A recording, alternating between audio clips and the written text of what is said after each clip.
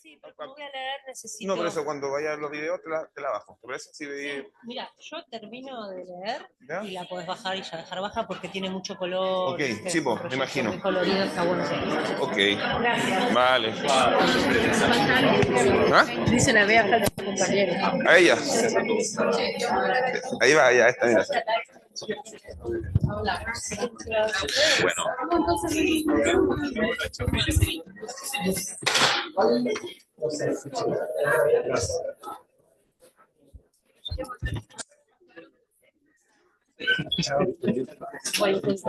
Padrino, ¿no?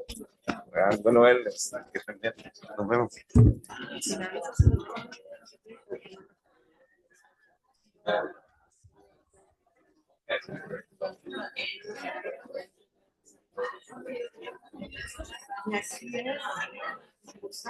¿Vamos? Ok, estamos ok. ¿Estamos ok? Para Pedimos al largar. público, por favor, tomar asiento. Ya vamos a comenzar.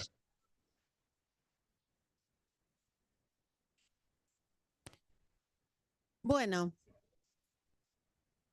Buenas tardes. Vamos.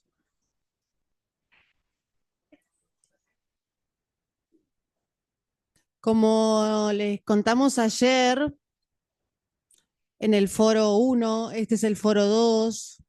Como ven, terminamos los 2 días. En esta sala terminamos con un foro. En el foro participan experiencias de los territorios que fueron recomendadas por el comité académico, que no entraron en la selección de ponencias, pero que nos gustaría mucho compartir en un espacio un poquito más abierto, más amplio, porque son experiencias de diferentes territorios y esto nos permite dialogar no solo como diseñadores, sino también como esta posición regional que tenemos, ¿no? Entonces acá vamos a tener una experiencia de Hernán Soyo de San Luis, Argentina, que ya está conectado, debe estar por ahí, va a aparecer en la pantalla en algún momento. Juan Lara de Copiapó, del norte de Chile, y Agnès se lo supone de Buenos Aires. La idea es que ellos presenten experiencias de diseños y después conversamos un poco sobre esto. ¿Querés comenzar, Juan? ¿Tenés presentación? Ok. Manual para percibir la... Ah, no. Entró la tuya. ¿Querés arrancar vos? Bueno, entonces... A ver. Bueno, no vamos a jugar al tatetí ahora. ¿Cuál tenés a mano? Ay. Entonces, ¿por qué está seteado? Bárbaro. Entra entonces Añese. Variaciones lumínicas mutantes. Bueno, hola, ¿qué tal? Muchas gracias nuevamente por invitarme a mostrar este trabajo. Voy a leer y después lo voy a mostrar, así no queda nada fuera. La ponencia presenta una instalación de un dispositivo lumínico como obra. Se produce un corrimiento de la escena y configura un espacio de experimentación. Se trata de una investigación que indaga sobre el color, la luz y su potencial narrativo. El dispositivo se completa con las acciones de los visitantes que van generando un espacio performativo donde la luz se comporta como un detonante del habitar. Se dispone un cielo raso lumínico. Perdón. De control. De control, please. Yes. Ahí está. Se dispone de un cielo raso lumínico fragmentado donde se organizan cuadros visuales según la organización del color, orbitando entre transiciones escalonadas y contraste puro. Así, el recinto que es iluminado por el dispositivo cambia su configuración mientras los colores lo atraviesan.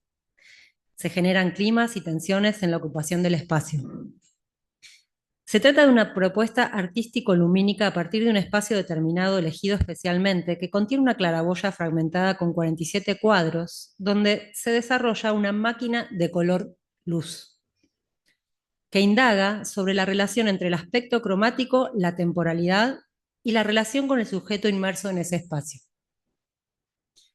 Dispuesta como una grilla cuadrada retroiluminada por protones de LED que se programan variando sus coloraturas para componer un espacio en constante transformación.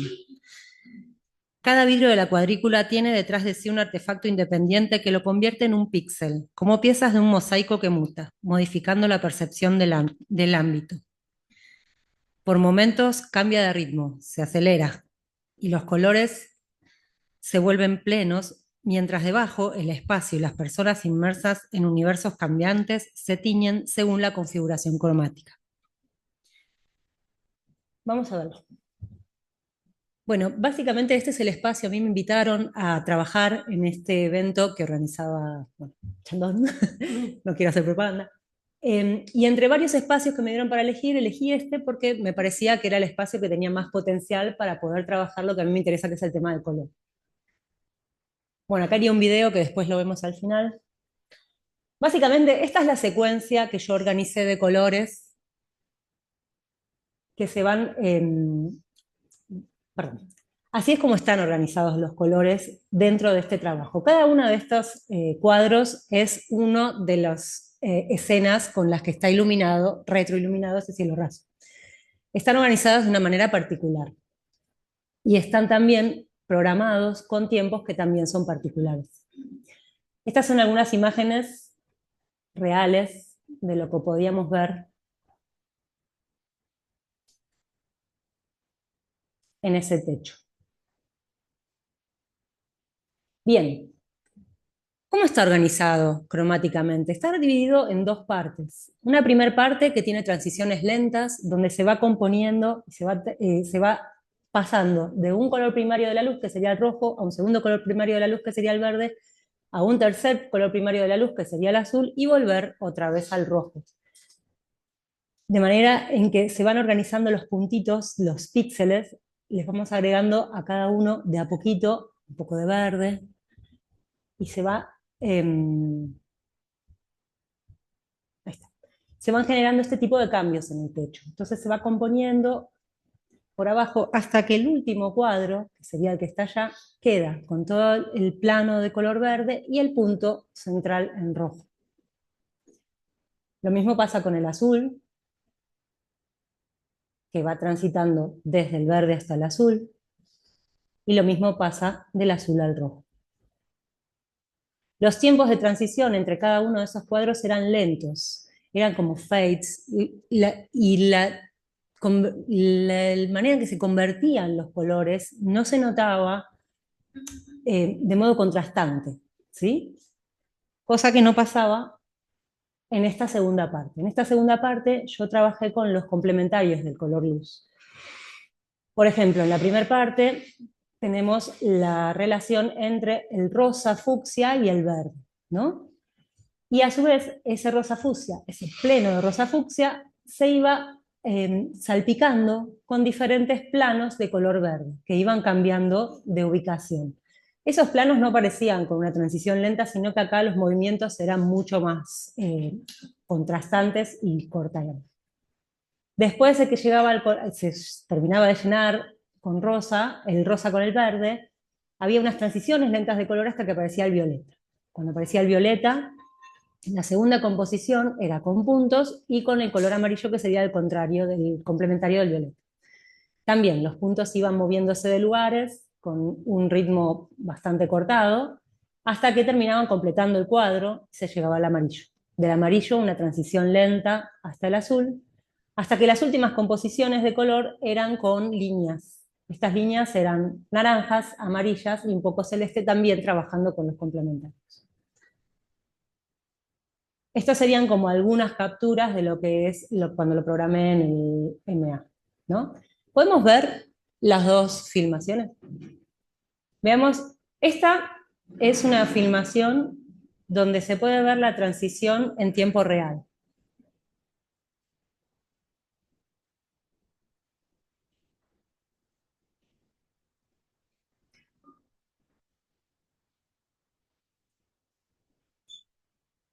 De a poquito van a empezar a aparecer los amarillos.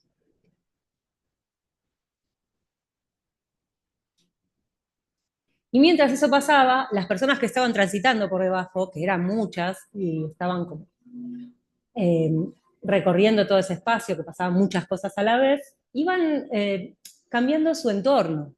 Sentían otro, estaban debajo de un mundo coloreado de diferentes formas.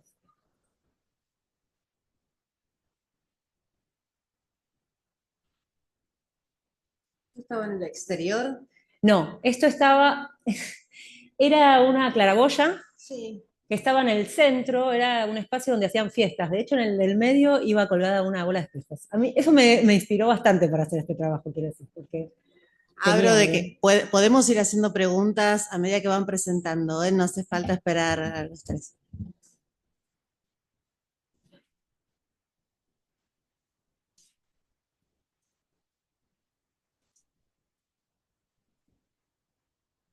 acá ya está casi completándose el verde y queda como el último píxel rojo que se va solito al final.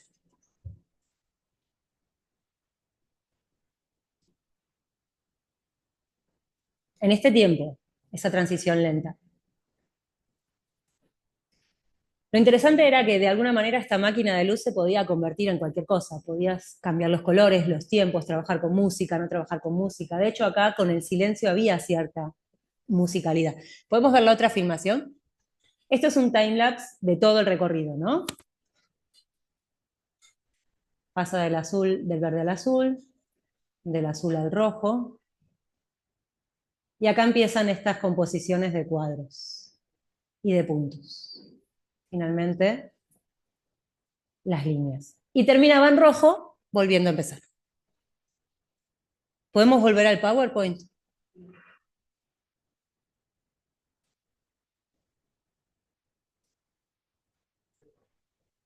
No, hay un poquito más de PowerPoint donde paramos. Esto. Ahí está. Ahora vamos a ver algunas imágenes de lo que fue el proyecto y el montaje. Estos son los primeros trabajos, los primeros bocetos que hice yo como para empezar a pensar cómo era. Y estaba pensado desde lo que estaba pasando arriba y también lo que estaba pasando abajo. Si bien las imágenes están un poquito oscuras, mi idea era que por ahí una persona se movía de un lugar y estaba iluminada de verde, después se movía a otro lugar y estaba iluminada de azul, o estaba todo iluminada plenamente de rojo. Esta sería la planta. Así estaban organizados los pares. En corte era así. La claraboya daba como una terraza y era un espacio cerrado. Esta es la claraboya de abajo y esto es lo que está arriba de la claraboya. Ahí es donde yo metí los barrales. Esto sería lo que pasaba abajo. Bueno, ahí están montando la obra, ¿no? Y esta es la claraboya desde afuera. Ahí adentro, en ese espacio que había, con mucho cuidado, fueron entrando, poniendo primero unas vigas, después unas varas, calculando milimétricamente la ubicación de cada uno de los protones para que quede exactamente arriba del cuadradito que tenían aquí. Ahí están. Acá es donde primero organizamos todos los protones con esa distancia milimétrica.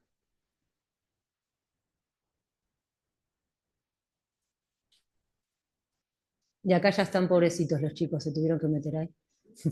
Ah, pero no había espacio para... No había espacio para trabajar y era un poquito peligroso porque había que caminar, no podías pisar los vidrios, había que caminar atados en por las partes de cemento. En tiro federal. Bueno, medio chancho acá como estaban conectados. Lo puse porque es folclórico también. Así teníamos Esas son nuestras realidades. Sosteníamos con los AMI. Cierto que acá no le pasó a nadie eso, ¿no? No. Y esta es la última, que si querés la ponemos la última filmación, así se ve como esa transición desde arriba.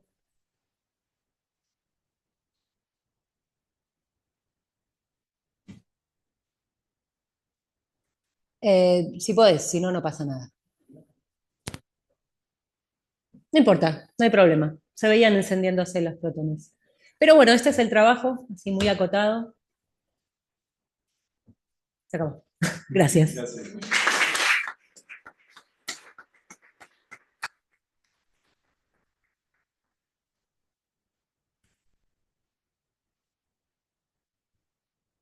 ¿Tenemos?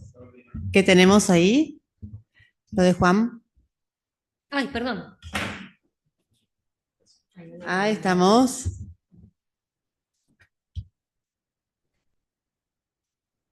Necesitas el... No está.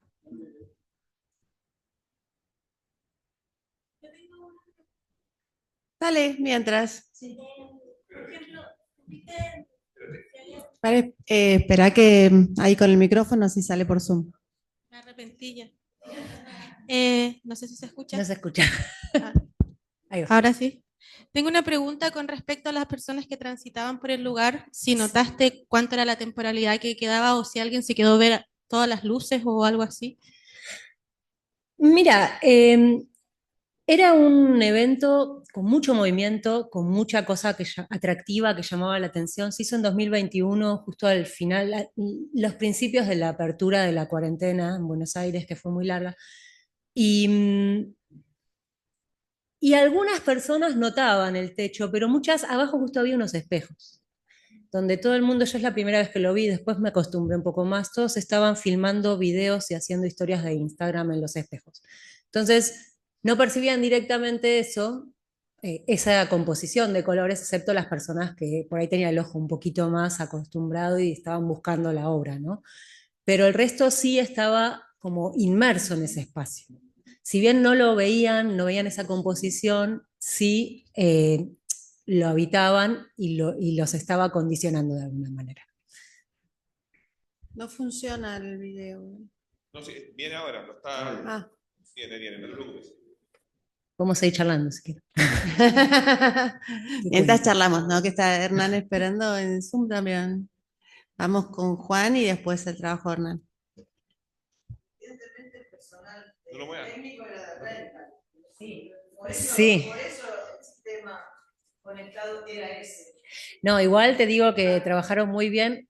Estaban sorprendidos porque me dicen, yo 49 protones los conecto en media hora y estuvieron un día completo trabajando para hacer, porque era un trabajo muy preciso y muy puntilloso.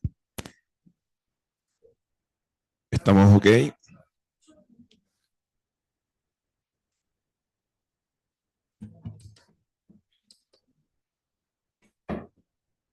Hola, mi nombre es Juan Lara, yo soy de la ciudad de Copiapó.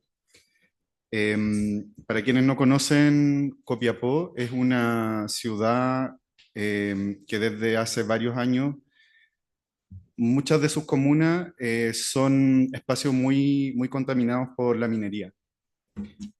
Y de alguna manera eso hace que haya como un aspecto ruinoso en toda la ciudad.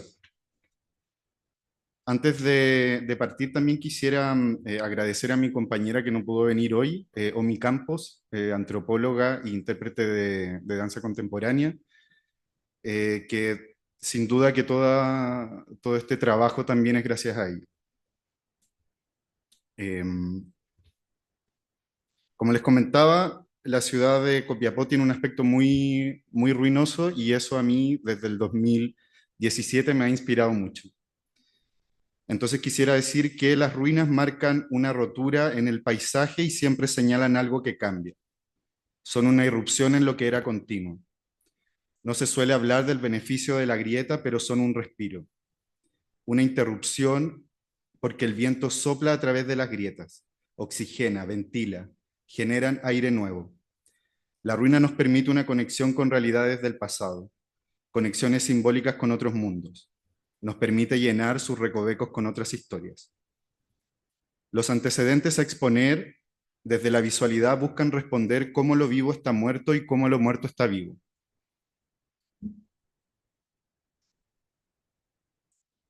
El estudio del fenómeno de la muerte comienza con el análisis de la imagen de situaciones de trabajos comunes. ¿Podríamos sacar esta luz, por favor? Son situaciones de trabajo donde el cuerpo está completamente involucrado en la acción y el despliegue de la imagen es articulado por el objetivo de quien trabaja. De alguna manera, la imagen se mueve porque hay un deseo de trabajar. Y este trabajo también está en diálogo con los factores que lo rodean, que en este caso es el cuerpo, el espacio y sus objetos.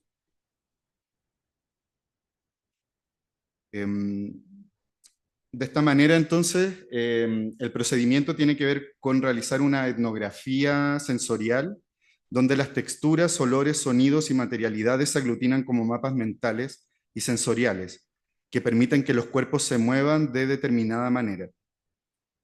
Para comprender la atmósfera de la imagen se analizaron las situaciones bajo los siguientes criterios: su composición visual, el espacio, la forma, la dimensión, la posición, su textura y color, y también el movimiento de la imagen que está dado por la ergonomía del trabajo de quien trabaja, y el desplazamiento de las cosas en el espacio, las herramientas, los mobiliarios, las máquinas, etcétera, que van configurando y sonorizando el espacio a través de distintas posiciones que adoptan durante la jornada. Entonces, claro, hay una jornada de trabajo que dura 8 horas, 12 o incluso más. A mí ahora me gusta llamarlo la coréutica, que es un término que viene desde la danza, que en esta jornada de trabajo ocurre una danza en donde este cuerpo, queriendo trabajar, genera un movimiento total en el espacio. No solo se mueve el cuerpo, sino que también se mueve el espacio y se mueven los objetos. Ahí también aparece algo que a mí me parece muy importante, que tiene que ver con la proxémica,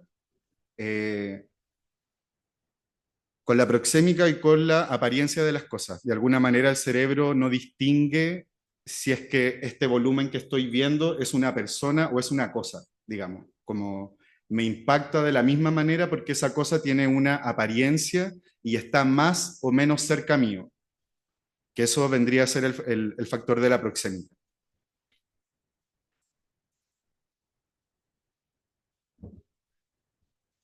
Entonces, este estudio de observaciones del trabajo partió así, partió con esta observación. Entonces, si nos damos cuenta, aquí aparecen puntos, digamos, que son estas personas, pero también están los objetos que se van entramando dentro de este espacio. Entonces, claro, no solo está trabajando el cuerpo, sino que también hay una serie de objetos que trabajan alrededor de él. Bueno, y cada cosa también con su apariencia y con su proxémica, digamos, con una distancia que va cambiando durante la jornada de trabajo.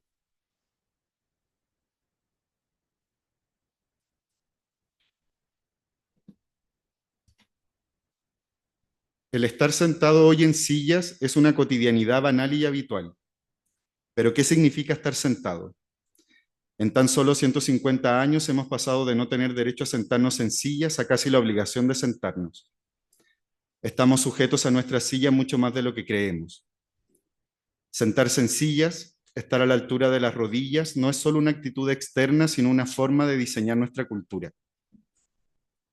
¿En qué consiste el estar sentado en sillas? Es una forma de tranquilidad y de complacencia interna. Ajo Jacob dice que el efecto aparentemente tranquilizador del estar sentado radica en que en el sentarse la musculatura de la pierna se tensa y la pelvis se hunde hacia atrás, de modo que la silla puede intervenir en el cuerpo de dos maneras, por la respiración y por la musculatura. La postura sentada causa una tensión en la musculatura que reduce la actividad respiratoria. En la posición de reposo del cuerpo y de su reducida energía se configuran la fuerza de la contención, del control y del resentimiento, con las cuales la sociedad moderna ha instaurado su mundo. Entonces, ¿cuál es la capacidad de agencia que tiene una silla sobre las personas? O sea, ¿qué pasa cuando una persona está sentada 8 horas al día? ¿Quién está eligiendo entonces? ¿La silla o nosotros? Bruno Latour, en su libro Reensamblar lo social, plantea que el logro de los objetivos está dado por una red de actuaciones. Esto él lo comenta desde la sociología. Es decir, que mientras ocurre una situación, hay una red simultánea de acciones que son realizadas por las personas, pero también que están siendo contenidas por los espacios y articuladas por sus objetos. O sea, siempre ese deseo del trabajo va acompañado de tener que articular un objeto.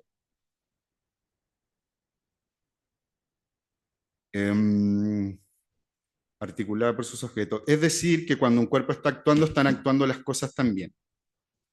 Bueno, nosotros ahora también podemos tener esta disposición y puede ocurrir esto que ocurre gracias, ¿cierto?, a esta serie de mobiliario, a este espacio que nos contiene. De alguna manera, si eso no estuviera, tendríamos que pensar entonces entre todos cómo nos organizamos. Entonces, ahí hay algo que a mí me gusta mucho pensar, sobre todo en ese tiempo, que tenía que ver con cómo nos afectan las cosas. Esta imagen no se ve.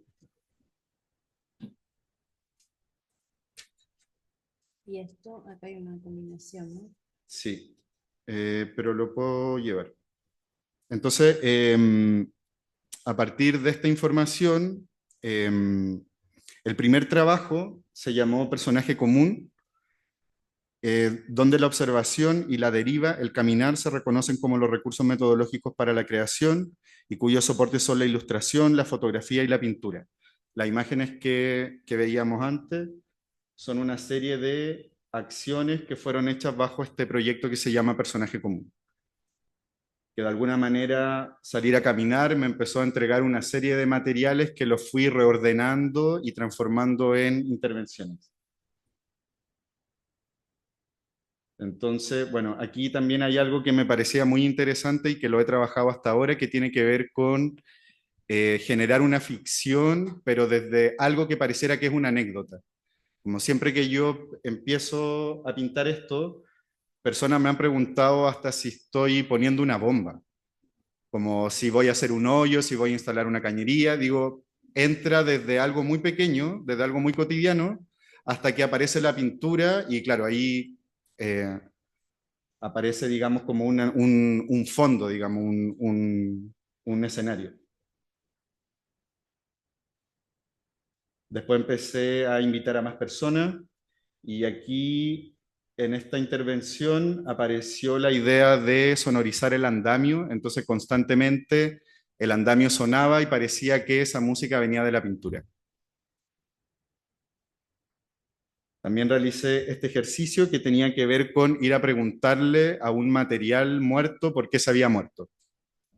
Entonces, de alguna manera se amplificaba un relato que planteaba preguntas, una serie de preguntas en torno a por qué las cosas se mueren. Este fue el segundo trabajo, que se llama La Caída, que fue realizado el año 2022. Y aquí ya se articula el dominio sobre el material, la intervención de los contextos en donde aparece lo escénico, se devela una composición situada, como ahí me di cuenta que lo que estaba haciendo era un trabajo de site specific o de sitio específico. Entonces toda la dramaturgia, que a mí me gusta llamarle dramaturgia del desastre, tiene que ver con entender ese espacio y las posibilidades que me entrega. Entonces aquí lo que planteé fue la idea de la remodelación. Esta era una bodega que está en Coquimbo, una bodega de ferrocarril, en donde era un espacio que no se estaba utilizando para este tipo de trabajo, era un espacio medio que abandonado bodega, y había algo que me interesaba mucho también, que tiene que ver con una idea de los griegos, que es pensar en el espíritu del espacio. De alguna manera ellos decían que todos los espacios tienen una vocación, y en este caso esta ruina moderna había perdido su vocación, entonces ¿cómo le devolvemos la vocación o la vida a este espacio? Y a mí me hacía sentido que tenía que ver con generar una remodelación. Entonces lo que hice fue tapiar una puerta, el espacio tenía dos puertas, el público entraba por una, tapié la otra, la saqué, le puse cemento, y el dispositivo se trataba de generar un muro que tuviese todos los errores posibles para que se pudiese caer fácilmente. Entonces lo que hicimos fue esculpir de alguna manera ese hoyo para que se pudiese romper en escena sin que se cayera el muro completo. Y bueno, eso a mí me sigue fascinando mucho como pensar en lo contrario del muro, que no esté hecho para soportar, sino que para caerse.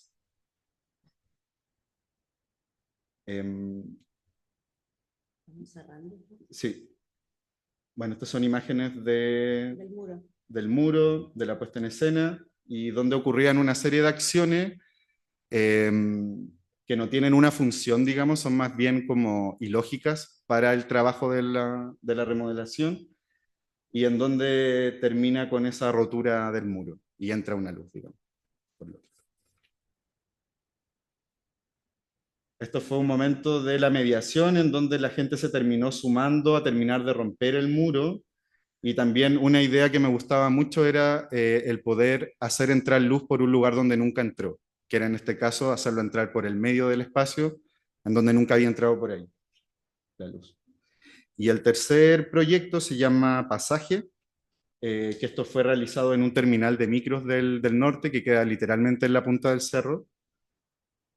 Y este espacio, después del COVID-19, empezó cada vez a cerrar más, se empezaron a quedar sin micros, se la empezaron a vender a las empresas mineras, entonces ese espacio cerró. Esta imagen a mí me pareció muy develadora porque era una micro llena de partes de micros. No tengo esa otra imagen, pero lo que hacían los micreros era, mientras las micros se echaban a perder, como ya no las podían reparar, las convertían en bodega y la iban llenando de sus mismas partes. Y eso me hizo mucho sentido con un texto que estaba leyendo en ese tiempo de Byung-Chul Han, que se llama La expulsión de lo distinto, y que habla de la depresión que causa el llenarse de uno mismo. Y aquí empezamos a hacer esta serie de composiciones en donde aparece un cuerpo que es la cuidadora de una micro enferma. Entonces el personaje principal en la obra es la micro. Ahí está el personaje en su espacio. Teníamos un pozo que era muy hermoso, bueno, el Cristóbal estuvo allá. Estas son, claro, estas son imágenes de la performance, que de nuevo la idea de la anécdota, las personas pensaban que la obra iba a ser en el centro cultural, pero ahí pasaba a buscarlo la micro y los llevaba al terminal de buses, y después es esa misma micro la que actúa y la que cuenta que está enferma y por qué está enferma. Ahí está el chofer, el público dentro de la micro, el espacio. Así lo recibía la intérprete. Desde la micro eso es lo primero que veía el público. Se acomodaba en lo que eran las butacas y podíamos ver este parapeto o muro de micros, que era la escenografía. Aquí aparece algo también que a mí me interesa mucho, que es, me salgo un poco del escenario para pensar en algo más cinematográfico, en el sentido de que las personas son llevadas a la locación. Es como llevar al público a una locación en donde se está grabando, digo. Pero se esconden todos los dispositivos. Y también este ejercicio de mediación fue súper entretenido porque la gente podía recorrer el espacio, meterse al pozo. Después, a los meses siguientes, pudimos grabar el cortometraje de esta obra y pudimos amplificar esa búsqueda, poder ir a otro espacio. Y de esta investigación, y ya con esto cierro, aparecieron algunas máximas que son las que quisiera compartir más que nada, que dice que los territorios y sus espacialidades deben comprenderse desde la atención a las prácticas corporizadas de movilidad, como un espacio de fricción más que de flujos. O sea, no estamos fluyendo, sino que estamos friccionándonos todo el tiempo.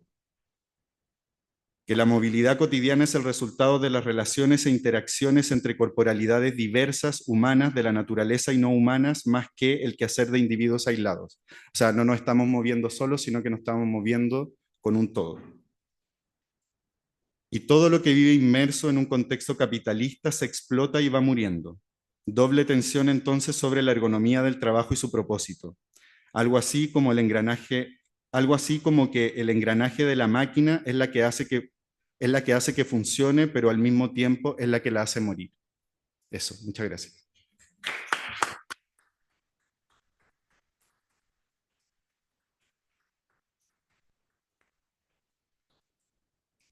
Bien.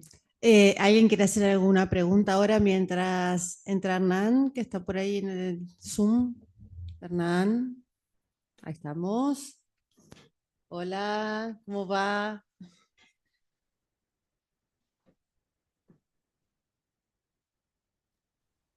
Ok, ¿se me escucha ahí? No se escucha, Hernán. ¿Se escucha ahí mejor? ¿Está? Yo escucho bien, ¿ustedes? Se escucha muy bajo.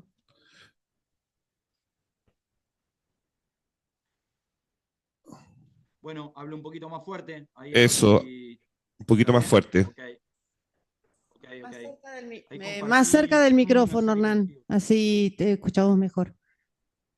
Ahí compartí una serie de archivos Ahí estamos. que en cierto punto están relacionados también a lo que exponía nuestro compañero anteriormente sobre objetos. A ver, vamos a ver si los podemos compartir. Y es el PDF1 que compartí. El PDF1. Bueno, mientras tanto me presento, soy Hernán Solio, soy diseñador industrial, trabajo en el grupo Escenativa Teatro, que está en Villa de Merlo, San Luis, y desde hace 25 años estoy involucrado en la escena, en el diseño escénico. Estudié escenografía con Carlos Di Pascuo y también hice una diplomatura en escenotecnia en la UNA hace muy poco, donde conocí muchísimos de los hacedores que están hoy presentes acá. No me permite compartir mi archivo, por eso lo envié ayer. Lo tienes para poder compartir tú? No, no lo tengo acá para compartir. No me permite compartir. No puede compartirlo. Por eso hay que compartirlo desde acá. Sí, sí lo tenemos. No, lo probamos hoy hace un rato, pero ahora no sé qué. Ok, bueno, sigo contando un poco como para Dale, no... contá un poco de tu proyecto, porque Ok. el proyecto de Hernán lo conocimos en el primer congreso y ahora tiene su parte B. Ya vienen ya. Ok, sí. En mi primera intervención en el Congreso Latinoamericano hecho en Buenos Aires, compartí mi trabajo llamado o denominado Objeto Cero, que consiste en analizar la constitución de cómo se construye un objeto y a partir de ahí dar múltiples posibilidades para que un director lo intervenga en escena y pueda ser, digamos, transformado en un hecho creativo. Todo esto surge a través de mis 30 años de participación, en donde encontré muchísimos problemas para desarrollarme, ya que yo estoy viviendo en una localidad de 30.000 personas, en donde no hay múltiples posibilidades de trabajar de esto. Entonces me encontraba con limitaciones como que también no había una continuidad de laburo, tampoco me encontraba en posición de como escenógrafo encontrarme como creador, ¿no? Sino que siempre había como un problema en ese sentido, por lo cual eh, tomo un poco quizás lo que propone Bruno Munari, que ante un problema eh, mi respuesta es con diseño. Entonces a partir de ahí empiezo a conformar, si se puede compartir alguna de las placas, el concepto de objeto cero. En esta situación de encontrarme analizando precisamente en profundidad el objeto, me doy cuenta que tiene una relación intrínseca con el hecho teatral, y es que todos los objetos que nos rodean proponen acción, y la acción es la base fundamental del teatro. Si no hay acción, el teatro no existe. Entonces hay un vínculo intrínseco y muy potente de estos objetos en la escena que no puedo, digamos, como no hacerme cargo como diseñador. Entonces encuentro la posibilidad de analizar estos objetos y conceptualizarlos bajo 3 ejes. Y lo pueden ustedes contratar incluso ahí con cualquier objeto que observen ahí precisamente en el lugar donde están.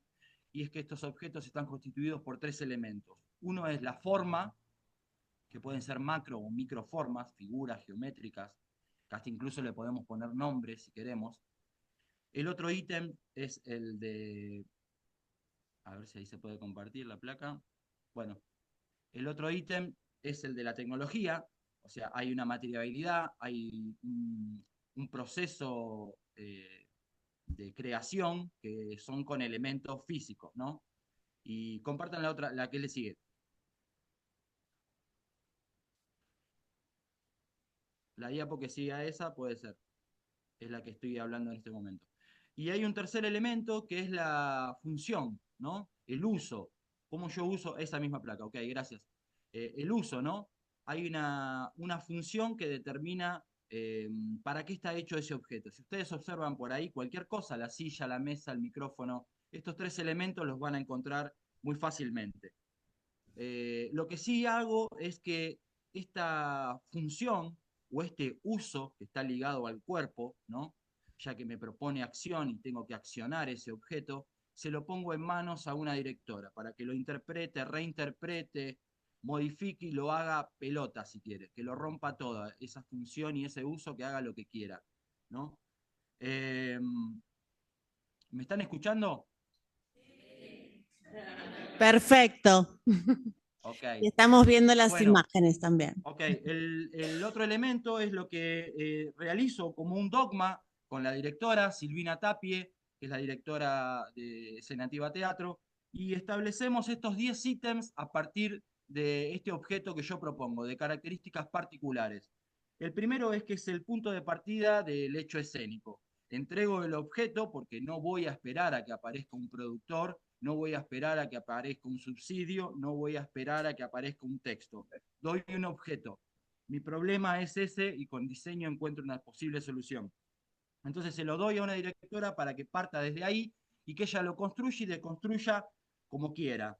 Es un objeto que va para prevalecer en escena, tiene mucha potencia, tiene mucho peso escénico, no puede ser ignorado. No es un objeto que va a entrar y salir o va a ser usado a veces en la escena, sino que va a estar presente siempre. Todas las acciones van a pasar a través de él. Tampoco determina inicialmente como un significante, ¿no? Sino que ese significante lo va a alcanzar cuando la experimentación logre un contexto dramático. Ahí va a ser algo ese objeto, ¿no? Porque nosotros como espectador muchas veces queremos ponerle nombre a todo, ¿no? Queremos saber qué es eso que está ahí. Y si no lo sabemos o no lo reconocemos, le ponemos un nombre cualquiera. Este nombre o este significado, significante, va a ser real cuando el actor lo intervenga extracotidianamente y alcance un contexto dramático de este objeto. Luego, su materialización va a estar dada a través de elementos que ya existan. No tengo que inventar nada para poder crear este objeto. La tecnología que aplique vaya a estar dada de por sí. Este objeto va a poseer muchas o varias formas, indistintamente, pero lo que sí tiene que ser amable con el cuerpo, porque va a ser intervenido por un actor, ¿no? Entonces tiene que ser ergonómicamente y antropométricamente, digamos, dócil a la intervención de este actor. Luego también como cualidad que va a obtener es que es un objeto que va a perdurar en el tiempo, no se desconstruye, no se rompe en escena, no desaparece en 2 o 3 funciones. Bajo este dogma, bajo estos 10 ítems, es que pasamos a la creación de objetos cero para intervenirlos en escena. Próxima diapo. Acá están los planos de la escena en donde la directora va a trabajar las diferentes posibilidades de intervención con todos estos elementos que cuando vemos cualquier escena aparecen, en mayor o en menor medida, pero aparecen. El objeto va a ser el punto de partida y va a ser puesto en tensión por los demás planos que constituyen la escena. Próxima. Aquí muestro como un boceto inicial de algo que se me ocurre a mí imaginativamente, pensando de manera creativa, en un boceto inicial a mano, hecho arriba, en cómo un cuerpo puede intervenir a una o dos piezas. Luego que más o menos tengo una idea que me cierre un poco, hago un plano muy básico, muy básico, técnico, y luego con elementos que voy encontrando en la cotidiana, voy tratando de intervenirlos y tratar de llegar a una configuración física de un elemento escénico.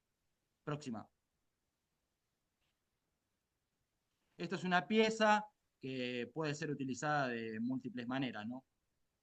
Puede ser un carrito, un skate, un espejo, bueno, lo que a la directora se le ocurra. Próxima. Acá vemos este elemento nació para ser intervenido por la directora y crear una obra que hoy en día, acá es donde empiezo como la segunda etapa que Bea recién nos comentaba, la etapa experimental de poner en ejercicio este objeto. Ahí vemos cómo el objeto tiende a ser amable en la utilización e intervención del cuerpo, digamos que lo pone como digamos, como para lograr una partitura corporal, y luego van interviniendo también el sonido, que es fundamental, luego interviene la iluminación, todo en búsqueda en experimental, ¿no? Luego puede aparecer en las fotos que ven abajo quizás algún poco de un inicio de búsqueda de, de vestuario también, ¿no? Y lo que sí nos pasó en esta situación es que trabajamos de manera virtual para romper un poco estos límites, trasvasar un poco estos límites de la territorialidad. Trabajamos con dos, yo en el centro, con la directora en Córdoba y en San Luis, con dos actrices que estaban en el Bolsón. Entonces, a medida que íbamos trabajando en dos encuentros semanales de 3 horas más o menos cada uno de ensayos, nos trasvasaban otras realidades, ¿no? Y nos pasaba que ellas estaban completamente amotinadas bajo la nieve, en la realidad, en la posta, sucedía eso, no podían entrar o salir de su casa, no podían utilizar el agua, quizás porque toda la cañería estaba congelada.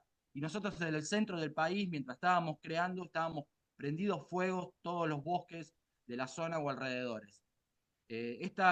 Digamos, esta experiencia de dos situaciones completamente opuestas en el momento de creación es lo que fundó como base conceptual del hecho dramático, ¿no? Dos personas que se encuentran y desencuentran y que están en esta dualidad y pierden su existencia, su vacío, ¿no? Encuentran como una relación física de cercanía, pero pierden su querer, abandonan su alma. Ese es el hecho dramático de lo que sucede en la obra. Dos personajes superpuestos en el espacio que sugieren estar cerca. Hay una desconexión que es un proceso gradual que puede crecer hasta convertirse en un abismo insuperable. Es la experiencia subjetiva del tiempo que congela al instante. Próxima diapo. Acá ya es un momento quizás un poco más elevado de la creación. Fueron 6 meses iniciales de poder capacitar a las actrices bajo un concepto de teatralidad, ¿no? Una búsqueda de teatro antropológico que venimos desarrollando con el grupo hace muchísimo tiempo. Hubo 6 meses de capacitación y luego el otro año estuvo dado a través de, ya inicialmente con un objeto que fue prototipo, el primero que envié, y luego ya con este objeto final en donde ahí se ultimaron medidas muy, muy específicas de las actrices corporalmente para que este objeto tenga esta amabilidad que proponía el dogma, y fueron construidos prácticamente milimétricamente a lo que el cuerpo de las actrices propone. Ahí en la foto se ven los dos cuerpos interviniendo.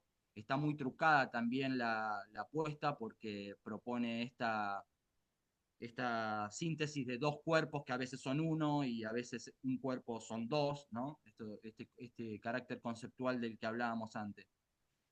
Ahí ya se compuso la música, que la hizo un DJ.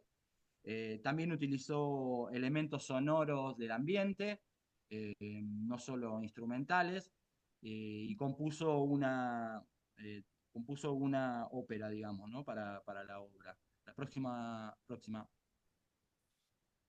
Acá vemos ese acercamiento y esa mentira frisada que sucede, un poco que lo que contaba con este concepto dramático que utilizamos. Lo que sí me parece interesante rescatar es que más allá de mi propuesta inicial, que es un objeto cero, un objeto múltiple, híbrido, eh, quizás que tenga como una tipología neutra y que puede ser intervenido extracotidianamente por personas actuantes, también lo que propone es esta nueva, una nueva forma de crear, ¿no? Una nueva forma de partir, ya no en la base de que me convoquen a alguien para hacer algo que ya incluso tiene una idea de lo que necesita y yo tengo como que decorar, y es lo que no quiero nunca, sino que me da la libertad de partir yo y convocar yo a otros actuantes, a otros directores, a otros productores. Y el objeto cero, como bien lo determina, es el punto inicial de la creación de un hecho dramático. Quisiera compartir, si es posible, el archivo número 2, en donde hay otros objetos para que vean otras tipologías. Ese es de la obra específicamente, que me hubiera encantado poder llevar ahí para, ya que le estoy contando esto, poder verla. Ojalá que algún momento se pueda hacer. El archivo es el otro, dice otros objetos. Es otro PDF. Y les muestro un poco también que muchas veces ese es otro objeto, lo presenté en el encuentro número 1, y acá lo que pasó algo muy interesante es que, cambien la diapo, eh, otra diapo, parto de un dibujo y luego ahí ya pasé a lo que es un planito técnico, otro dibujo, otra diapo. Lo que me interesó de esto es que el objeto encontró la obra. Ahí está mi gatita, que falleció hace poco, y me parte el alma ver. Pero bueno, otra. Próxima diapo. Y este objeto lo que encontró fue, encontró un texto, y es Malas Palabras, de Perla Schumacher. Es la historia de una niña que encuentra, esa la diapo, es una obra de una chica, una niña que encuentra en su casa a través de diálogos que ella es adoptada. Entonces es un transcurrir entre un adentro y afuera, que es lo que propone este objeto, propone un adentro y un afuera, un mundo de esa chica inmersa por debajo y una salida al exterior a encontrarse con el universo, que es lo que pasa justamente en esta escena. Ese deambular entre poder constituir y crear qué es lo que pasó con su vida, quién es, encontrarse, ¿no? La va a ver colgada muchas veces, divagando entre escalera y escalera, colgada de un lado hacia el otro, con el fin de poder construir desde su humilde y básica mirada, quién es. Es un infantil hecho para adultos. Próxima diapo. Esa obra también encuentra un objeto híbrido que encuentra a la obra llamada La hija de Rappaccini, de Octavio Paz. Con esta obra tuvimos posibilidad de ir a varios festivales afuera, estuvimos en México, estuvimos en Buenos Aires, también en La Plata. Salió de gira esta obra por muchos lados, fuimos a Brasil también, a Caxias do Sul. Y es un objeto que está constituido también como para poder ser llevado, o sea, también se piensa cómo puede ser trasladado esto, ¿no? Porque si no es un bardo, ¿no? Llevar una cosa gigante a un lado al otro, pensar que nosotros somos un grupo de teatro independiente, entonces también constituye un verdadero problema trasladar una cosa de un lado al otro. Próxima. Intervengo mucho también en el pensar la luz, ¿no? La luz siempre para nosotros, en el modo de trabajarla, tiene que estar confabulada y llevada a cabo a través de una dramaturgia lumínica. No es iluminar un objeto, no es iluminar una persona, sino es contar algo con la luz. Y ese algo que se cuenta con la luz tiene que estar trasvasado en equilibrio con todos los otros planos que generan la escena. Próxima. Está cortada. Está cortada esta. Vamos a ver. A ver, otra. Pero es ver el ¿Puede ser? formato. Este. Ok, bueno, esa es Mariana Pineda. Y ahí lo que pasó es que la luz la utilizamos como elemento escenográfico. No hay objetos en escena. El objeto es la luz. Una obra clásica donde está constituida a través de solamente iluminación. Puede pasar la otra si quieren, son las últimas y termino la exposición. Es donde la luz toma un carácter escenográfico y muy potente. También el sonido estuvo creado particularmente para la obra. Siempre trabajamos, nunca utilizamos tracks comunes. Siempre los creamos con músicos, compositores. Bueno, acá más o menos di no sé cómo estoy de tiempo, pero bueno, di un panorama general de lo que traigo a proponerles, es partir de un objeto y crear una historia y ponerla en escena para contar algo. Les quiero Bueno, agradecer, gracias, Hernán. Les quiero agradecer también y felicitar por el tremendo trabajo que estuvieron haciendo desde hace mucho tiempo. Lamentablemente me tuve que bajar de la organización por cuestiones de salud, no pude continuar, pero los recontra felicitos, es impecable lo que están haciendo. Bien, gracias, Hernán.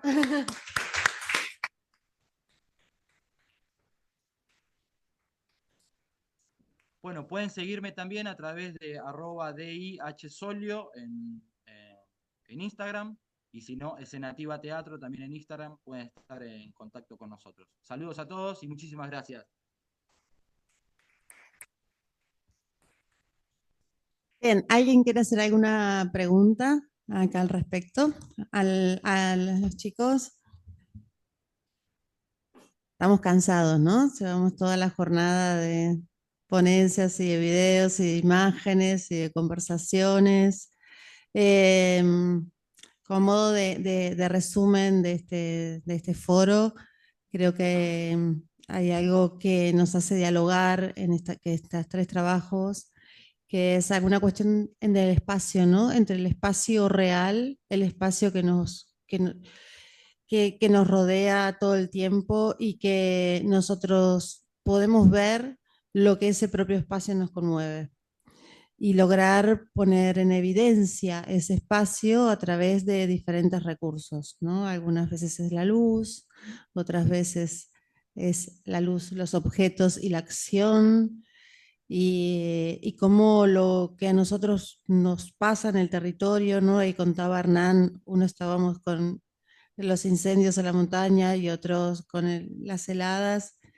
En el caso vos contabas, los espectadores pensaban que iban a ver la obra y en realidad se subían a un colectivo a ver una locación, una acción, una locación, ¿no? Y en tu caso iban a una fiesta de presentación de un champán y estaban viendo, ¿no? Una secuencia o viviendo una secuencia de movimiento. Creo que esta cuestión que tenemos, que es propia de nosotros, de poder sensibilizarnos con un espacio y transformar ese espacio en una vivencia para otros, para otras, para otros. Eso es algo, es nuestro capital y también es nuestro trabajo, ¿no? Bien. Gracias por estos 2 días intensos de ponencias y de trabajos que presentaron. Mañana tenemos un día de charlas, de conferencias, ¿sí? Arrancamos temprano con una conferencia de Cristina Langer sobre el derecho de autor, que es una delegada de la OMPI, de la Organización Mundial de la Propiedad Intelectual. Luego Jean-Louis Lecat va a hablar también sobre el derecho de autor, sobre su experiencia en Francia. Y luego 2 conferencias más que vamos a hablar un poco de nuestra situación en relación a las políticas culturales y a las redes de diseñadores escénicos. Y bueno, no nos tenemos que perder el cierre a la noche con un poco de música. Bien, desde el Congreso llegaron los regalos para los expositores, así que ellos se los vamos a dar. Gracias.